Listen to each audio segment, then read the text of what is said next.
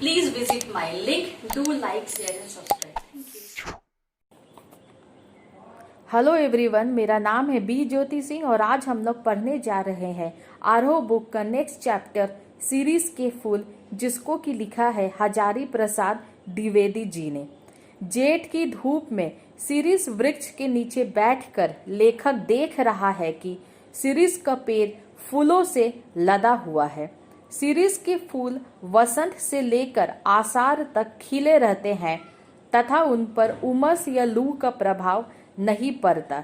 Series का वृक्ष बड़ा होकर छायादार होने के कारण उसे रसोई की वाटिका में चार दीवारी के पास लगाया जाता है।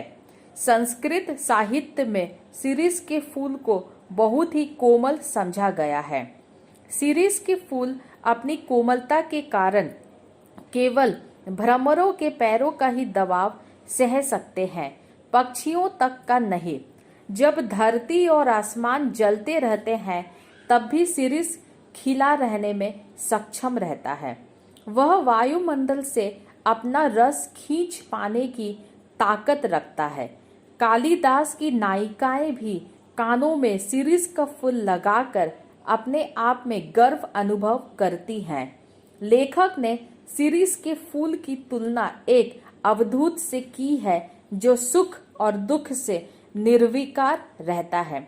सीरीज का फूल जितना कोमल होता है, इसका फल उतना ही मजबूत।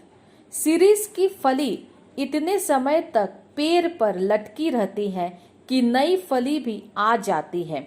इसके माध्यम से लेखक यह कहना चाहता है कि पुरानों को समय रहते चले जाना चाहिए, अन्यथा नए उनको धक्का मारकर निकाल देंगे। जरा मीन्स बुढ़ापा और मृत्यु तो शाश्वत सत्य है। कुछ मूर्ख समझते हैं कि जहाँ बने हैं वहीं देर तक बने रहें तो शायद काल देवता से बच जाएंगे। अच्छा यही है कि हमेशा आगे बढ़ते ही रहे।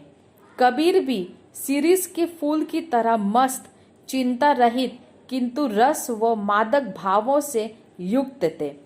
कालिदास के अनुसार जो व्यक्ति फक्कर नहीं बना वह कवि नहीं बन पाएगा। कर्नाटक राज्य की प्रिय विजयिका देवी ने गर्वपूर्वक कहा था कि ब्रह्मा, वाल्मीकि तथा व्यास यह तीनों ही कवि थे। इन्होंने क्रमश वेद, रामायण, महाभारत की रचनाएं की हैं। उनके अनुसार इन तीनों के अलावा और कोई कवि होने का दावा भी नहीं कर सकता। सीरीज के फूल लेखक के मन में तरंगे पैदा कर देते हैं। उसे आश्चर्य होता है कि इस चिलचिलाती धूप में सीरीज इतना सरस कैसे बना रहता है।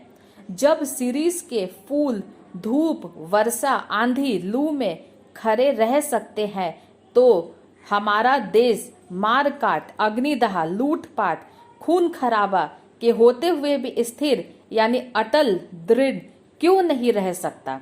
गांधी जी तो इन्हीं परिस्थितियों में स्थिर रहे थे। लेखक के अनुसार गांधी जी भी एक अवधूत थे। उन्होंने भी सीरीज की तरह वायुमंडल से रस को खींचा था। तभी तो गांधी जी इतने कोमल व इतने कठोर एक साथ हो सकते थे। लेखक जब भी सीरीज की वृक्षों को देखता है तो उसे कष्ट होता है कि ऐसे सन्यासी आज कहाँ मिलते हैं। Please visit my link. Do like, share and subscribe. Thank you.